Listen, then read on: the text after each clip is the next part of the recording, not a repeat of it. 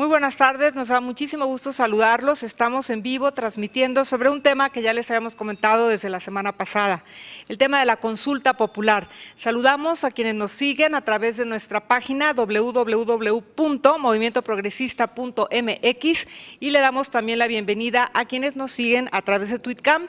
Estamos con nuestra cuenta de Progresista Mob y les invitamos para que tuiteen y nos digan sus opiniones. Nos da mucho gusto saludar aquí en este espacio al senador Manuel Camacho Solís. Manuel, bienvenido. Muchas gracias, Marta, muy amable. Muchas gracias a todos ustedes. Y nos da muchísimo gusto también saludar a Emiliano Rosales.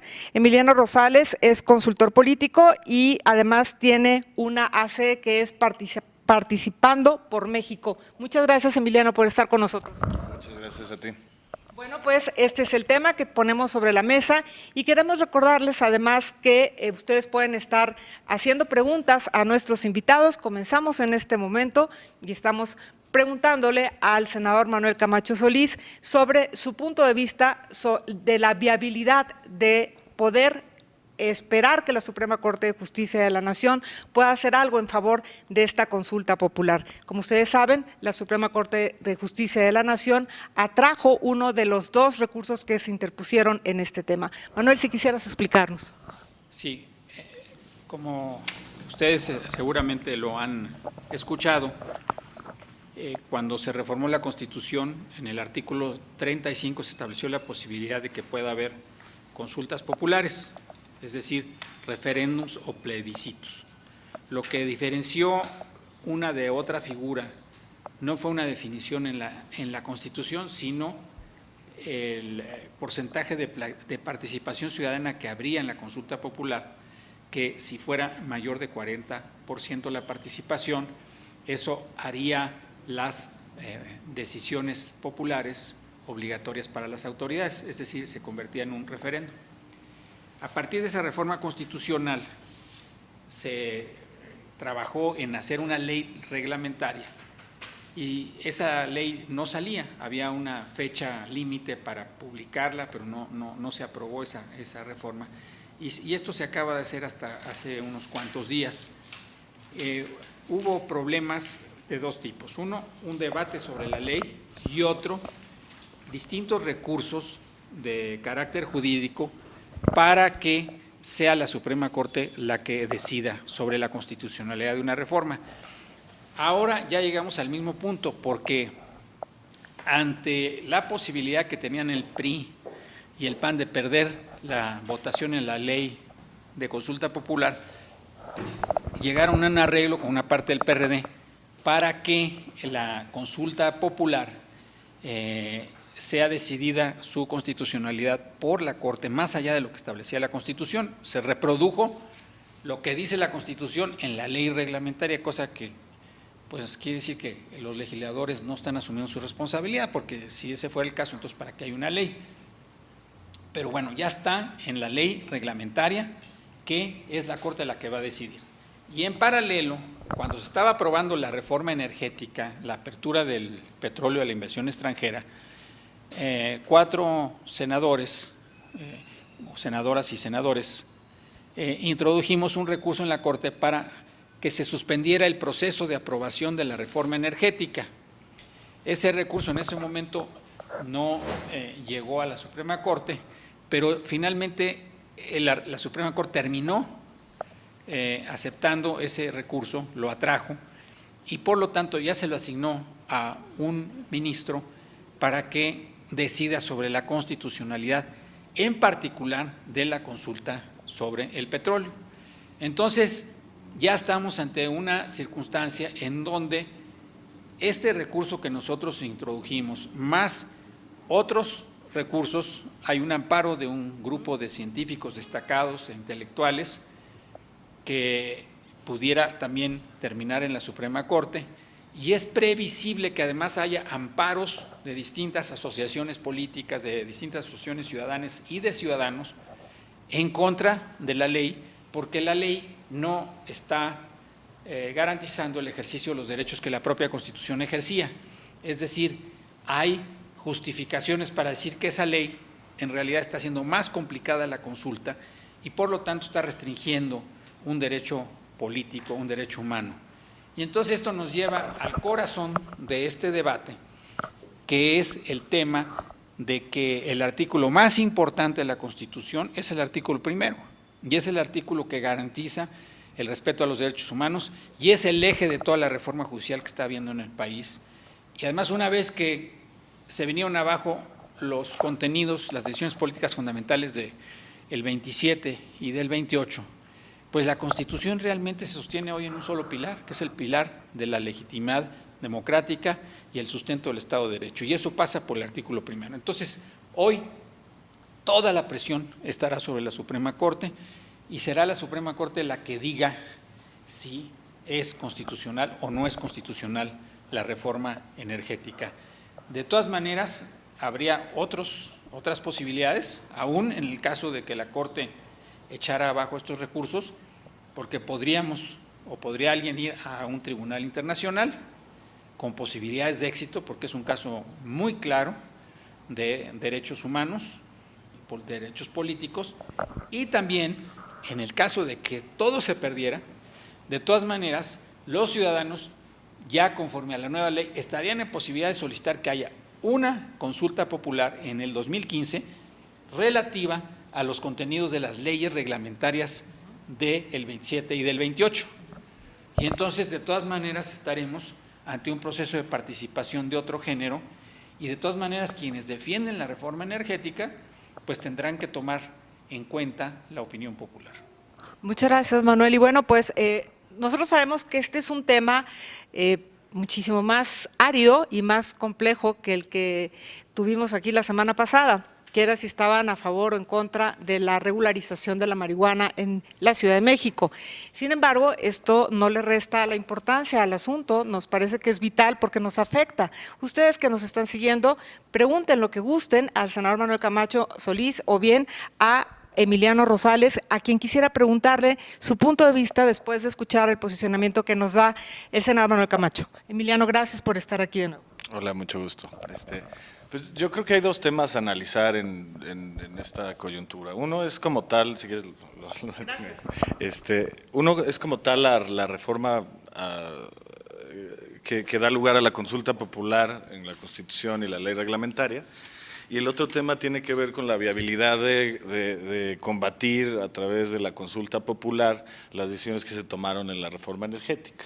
En cuanto al primer tema, yo creo que lo que se definió, la restricción que ahora se vuelve restricción y no posibilidad, la restricción constitucional de cómo está definida la consulta popular, hace que el mecanismo sea poco efectivo para los fines que en principio está diseñado.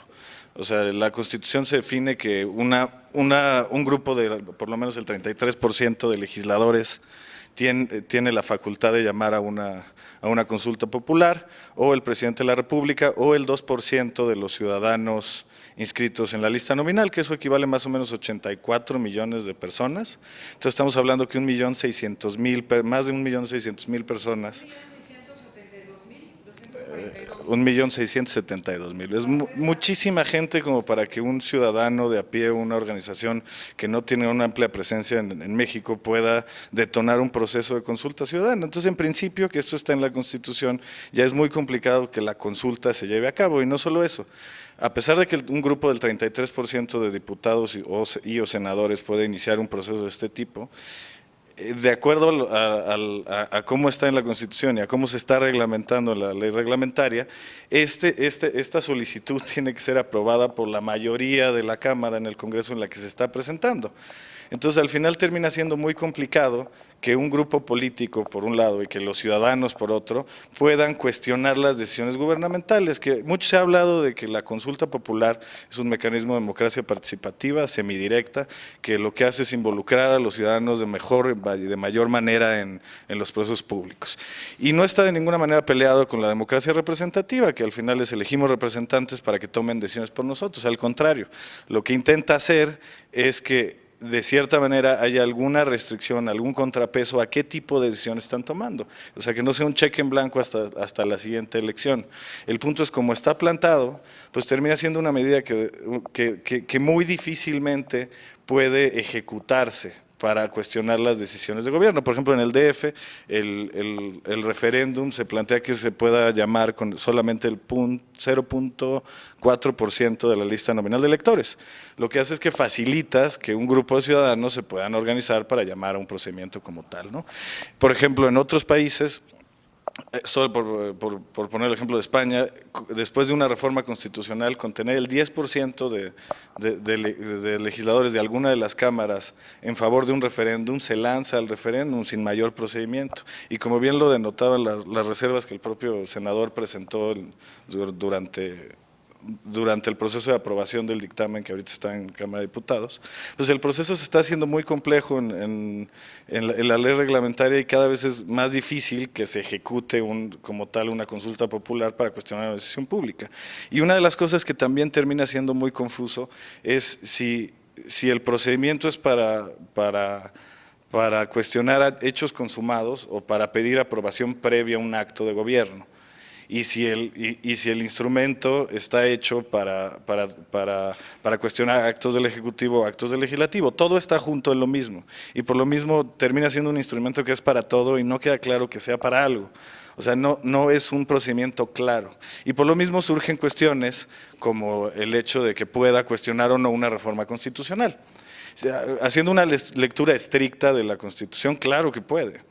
O sea, no hay razón alguna por la que el artículo 135, que es en donde se define cómo se reforma la Constitución, sea exclusivo y sea la única forma de modificar la Constitución. Y en efecto, si le hace uno una lectura estricta, y como menciona bien el senador, a partir del artículo 1, pues es un derecho de los ciudadanos cuestionar las acciones del gobierno y como tal, no hay ninguna restricción para que una consulta no pueda echar para atrás una decisión previamente tomada, dado lo que establece el artículo 35. Sin embargo, por la propia vaguedad del artículo, termina quedando en manos de la Suprema Corte, cosa que al final termina pasando al Poder Judicial una decisión que inherentemente tenía que ser de legislación y que por la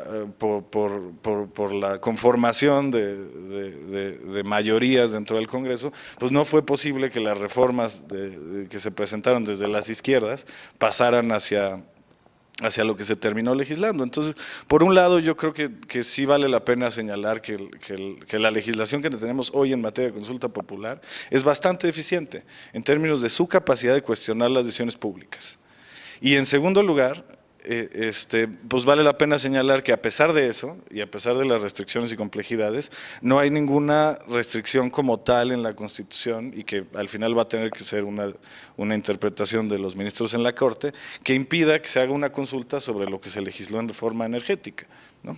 Muchas gracias, Emiliano. Bueno, y quisiera preguntarte, Manuel, ¿cómo es posible que si se reúne esta cantidad de 1.672.242 personas para poder pelear y tener derecho a esta consulta popular, ¿por qué fue tan fácil ignorarla si estaba ese 2% que dice la ley?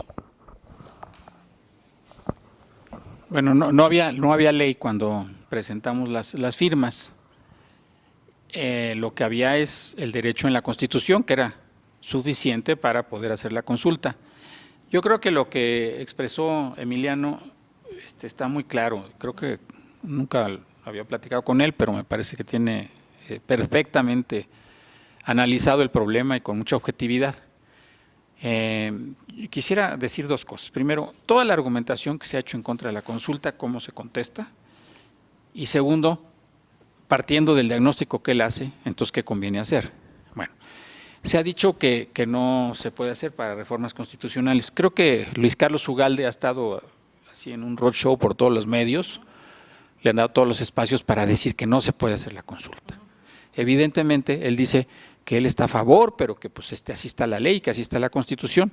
Pues cuando uno está haciendo ese proselitismo, uno está definiendo su posición política, que es clara y contundente en contra de la consulta popular. Bueno, pero sus argumentos ordenan bien el debate. Entonces dice, el 135 es el único que establece la vía de la reforma constitucional. Bueno, eso antes de que hubiera un primero y antes de que hubiera un 35. Es que el 35 no permite que haya reformas consultas a reformas constitucionales. Bueno, en la lista de los artículos, de los temas excluidos de la consulta, hay temas que son claramente constitucionales, como el régimen político, si debe ser federal, que si debe ser, si no puede haber una monarquía en México, o si tenemos que mantener la separación entre el Estado y la Iglesia, el carácter laico del Estado. Entonces, en esos artículos está claramente establecido que sí se podría establecer. En todo caso, habría un debate jurídico, eso desde luego que lo hay, pero lo que no podemos hacer es decir, no se puede porque la Constitución lo prohíbe. Bueno, pero vamos ya más que a la discusión sobre este tema, que siempre los abogados pueden uno decir una cosa y el otro decir exactamente lo contrario, pues es parte del debate. Si esto es así, y yo lo acepto, de que es muy difícil sacar adelante, no esta consulta, cualquier consulta con la ley como quedó, y que los requisitos son también bastante difíciles de llenar, entonces alguien pudiera decir, bueno, pues entonces ya no se puede, démonos por vencidos. Yo digo que no. ¿Por qué?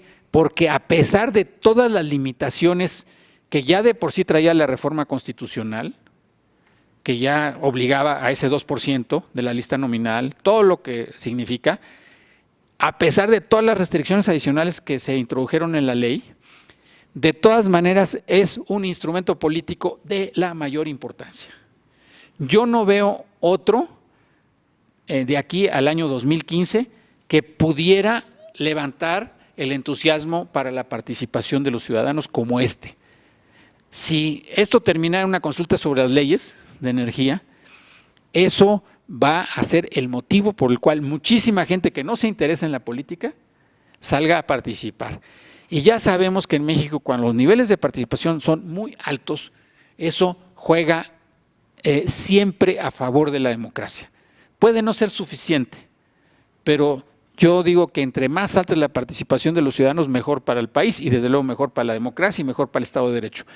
Entonces, si nos dicen que para pasar una barrera necesitamos saltar 1 metro, pues saltamos 1 metro. Y si tenemos que saltar un 80, vamos a ver cómo le hacemos. Pero tenemos que saltar un 80, porque si no lo hacemos, entonces la pregunta es, ¿qué otros instrumentos tienen los ciudadanos para poder participar y contribuir de manera decisiva en la toma de decisiones sin tener que esperar a que haya una elección presidencial dentro de 5 años? Entonces, no sé si se pueda, si no se pueda. Me queda clarísimo que esto no es una cuestión así casual. Esto es una decisión política. El gobierno del presidente Enrique Peña tenía toda la intención de evitar que hicieran una consulta. ¿Y cuál es el motivo?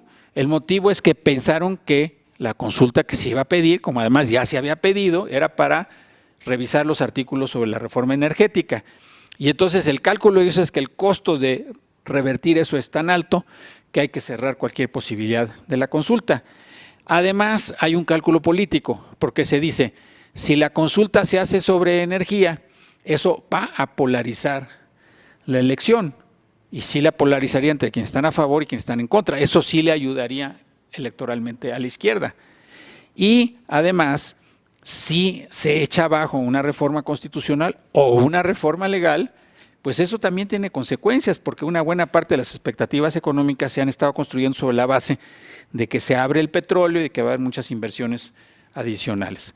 Entonces, todo eso está en medio, hay una decisión política de que no va a pasar la consulta, pero nunca las cosas han sido fáciles, siempre cualquier avance en la democracia tiene resistencias y creo que sería muy importante que pudiéramos construir un consenso nacional a favor de, por la vía que sea, pero hay que sacar y aprovechando, aunque sea el mínimo espacio institucional que existe, una consulta para el año del 15. ¿Por qué?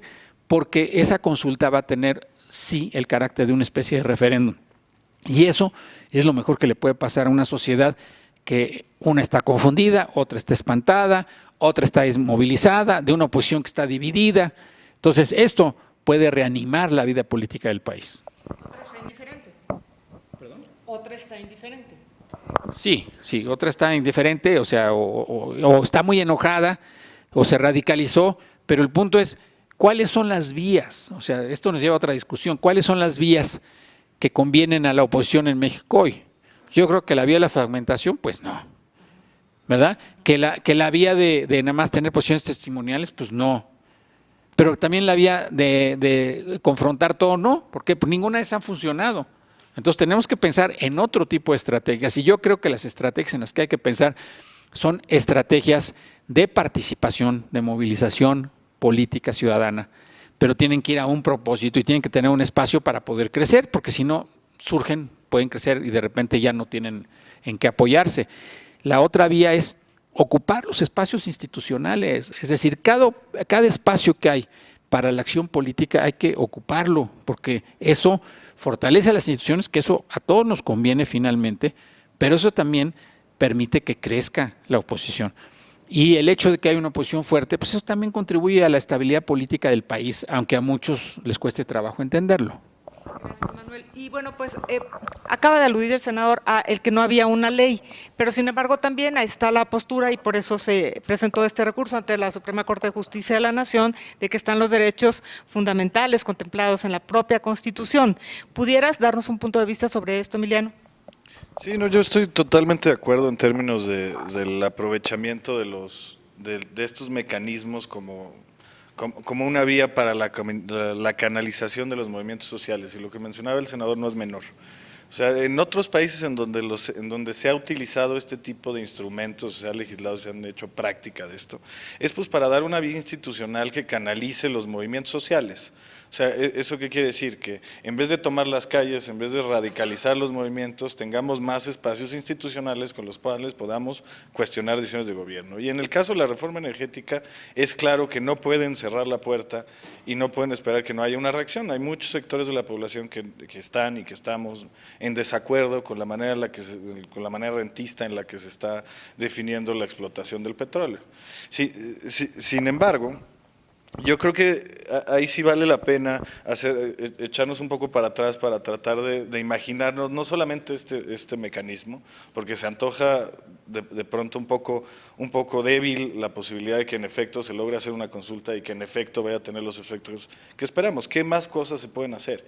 Y yo creo que eso tiene que ver con tratar de empezar si queremos hablar en específico de Pemex o en específico del proceso legislativo, yo creo que hay un montón de cosas que se pueden hacer para aumentar la participación ciudadana y la rendición de cuentas. Una pues tiene que ver con transparentar el proceso legislativo. El caso de la reforma energética fue terrible en términos de los tiempos, en términos de la sede alterna, en términos de transparentar lo que pasó en comisiones, de hacer obligatorias las audiencias públicas, que los legisladores no tengan que estar sujetos a sus grupos de bancada y puedan tener conciencia propia. Hoy no tenemos legisladores independientes y los que votan de forma independiente sufren los costos en términos presupuestales, en términos de espacios en las comisiones. Entonces hay muchas cosas que podemos hacer para que esto que observamos en la reforma energética no siga pasando, porque lo vamos a ver que va a pasar una y otra y otra y otra vez, porque los esfuerzos que hacen, por ejemplo, en la Comisión de Justicia, que conozco bien, de la cual es secretario el senador Camacho Solís, no son la norma en el resto del Congreso. O sea, no hay audiencias públicas, no hay procesos deliberativos, no hay procesos transparentes en los cuales podamos ir viendo versionada la ley. Y eso afecta afecta directamente la capacidad que tienen los grupos ciudadanos organizados de incidir en el proceso legislativo, por un lado. Y por otro, los temas que nos aquejan por la reforma energética en particular son pues, cómo van a asignar los contratos y cómo va a ser el procedimiento y bajo qué condiciones se va a aplicar la reforma constitucional en términos de leyes secundarias y luego en la práctica en Pemex. Entonces hay mucho que podemos hacer ahí para que esos procesos sean transparentes. O sea, yo creo que la reforma energética la consulta energética sí es un paso fundamental como para poder interpretar la posición general sobre el tema y si queremos o no queremos que la iniciativa privada participe de esta forma, pero todo indica que hay una mayoría legislativa que quiso eso. Y todo indica que hay una parte de la población que también lo quiere. Entonces, en el supuesto de que no podamos triunfar en esta batalla, no es hay o no hay reforma energética. Lo que tenemos que pensar es, bajo las circunstancias que tenemos hoy, ¿cómo podemos tener un Pemex transparente, en donde no hay espacio al saqueo? yo también soy un escéptico de esa realidad, que bajo el arreglo institucional actual y bajo la configuración de fuerzas en el Poder Legislativo pueda salir una ley en la que se establezcan procedimientos transparentes que nos garanticen eso. Pero yo creo que tiene que estar estas dos batallas, una en términos de cómo los mexicanos interpretamos los recursos naturales, en específico los energéticos, en específico el petróleo, y por otro lado, partiendo de la legislación actual, ¿qué vamos a hacer? ¿Qué tipo de mecanismos vamos a instrumentar para evitar la corrupción dentro de Pemex, que es el tema hoy, digamos, ¿no? Gracias, Emiliano. Bueno, pues hemos escuchado antes a Manuel Camacho mencionar todas las otras opciones que todavía nos quedarían en caso de que fuera adversa la resolución de la Suprema Corte de Justicia de la Nación. Pero también mencionaste, Manuel, el que se vaya a 2015. Irse a 2015 no es ya como una especie de derrota anticipada, porque bueno, ¿por qué no se hizo ahora? ¿Por qué no, a pesar de que no existía la ley en base a estos derechos constitucionales, por qué no en este momento? ¿Por qué todas estas excusas de que solamente puede ser cuando haya una elección y si no, no pasa? Y primera parte de la pregunta. Y la segunda, sobre la fragmentación. Finalmente, ¿qué importancia tiene que por un lado hay una vía que estaba peleándolo a través de esta consulta y por otro lado había cercos al Senado que estaban utilizando otra vía? Bueno, lo del 2015 es que no había de otra, es decir, ¿por qué? Porque lo que establecía la Constitución es que solo se podía hacer hasta el 2015. Entonces, si no teníamos capacidad para influir decisivamente en el contenido de una ley, menos íbamos a tener capacidad para hacer una reforma constitucional que modificara esos términos. Nosotros intentamos parar el proceso, por eso es que introdujimos este recurso, era para suspender el proceso de aprobación. Y esto tiene importancia desde el punto de vista jurídico porque otro de los argumentos que se dice que no se va a poder revertir esto es porque ya ha sido promulgada la ley. Pues sí, pero cuando se introdujo este recurso todavía no estaba aprobada la ley ni promulgada. Entonces, todo eso es importante. Y otra razón, porque para que sea obligatoria para los poderes tiene que tener una participación de 40%. Si la consulta se hubiera hecho en el mes de marzo de 2014, ¿verdad?, jamás hubiéramos llegado a una participación del 40%. Aún en el 2015 pudiera ocurrir que no se llegue a una participación del 40%, si no se da el 40% no tiene ninguna obligatoriedad para los poderes. Entonces, creo que no había opción real. Era algo que lo intentábamos, pero no teníamos ninguna posibilidad de triunfar en eso. Pero a mí me parece que la reflexión va más allá de exactamente el tema en la consulta, y yo coincido que esto hay que verlo con un horizonte más amplio. Yo diría que tenemos que ver hacia dónde está moviéndose realmente el país, hacia dónde está moviendo la política, el sistema político. Y a mí me parece que estamos en lo que algunos llaman una especie de autoritarismo competitivo, es decir, tienes algunas formas de la democracia, pero también tienes algunas de las formas del autoritarismo. Entonces, en una circunstancia como la que está viviendo el país, creo que es fundamental tener claridad en cuál es la estrategia que conviene. Y yo vuelvo a esto, o sea, pues tú puedes tener una estrategia testimonial, es decir, en todo estás en contra. Pues sí, eso te da autoridad, pero no vas a cambiar nada. O puedes decir, vámonos todos a la calle y vamos a la confrontación. Pues si la confrontación tiene un nivel altísimo que ponga en jaque al gobierno, pues a lo mejor eso tiene alguna consecuencia. Me parece que las confrontaciones que hemos visto hasta este momento, las movilizaciones, no han tenido la capacidad para cambiar las decisiones públicas. Y si pasan más allá de cierto punto, hay violencia, etcétera, bueno, pues lo mismo que existe la posibilidad de que haya un cierto resquebrajamiento del régimen, también existe la posibilidad de que haya un mayor endurecimiento. Entonces son terrenos bastante complicados. Pero lo que a mí sí me queda clarísimo es que hay algunos espacios que son los espacios en los que hay que estar presentes y en los que hay que luchar. Y yo coincido en esto otra vez con este compañero, Emiliano, porque ese es el punto. Pues a lo mejor no es debate entre nosotros, pero sí es debate con muchísima gente que no está de acuerdo. O sea, ¿cuáles son los espacios que hay que defender hoy? Hay que defender el espacio del Congreso. O sea, todos los recursos que hay en el Congreso son importantísimos para defender la democracia. Todo lo que se puede hacer de transparencia, todo lo que se puede hacer de consultas públicas, de audiencias, de procesos abiertos, de negociaciones que no estén definidas en la Casa Presidencial, todo eso ayuda. Simplemente el hecho de tener una caja de resonancia para poder hacer declaraciones que los medios tomen en cuenta, ya nada más por eso vale la pena el Congreso en términos de una lucha democrática. Entonces el Congreso es una pieza vital. Quienes dicen que no importan las cámaras, que da lo mismo, que es parte del aparato, pues la verdad no están entendiendo cómo se construye una estrategia realmente de crecimiento de la oposición en la idea de volverse gobierno, ¿verdad? No nada más de denunciar. Bueno, el segundo espacio fundamental es el espacio del Poder Judicial.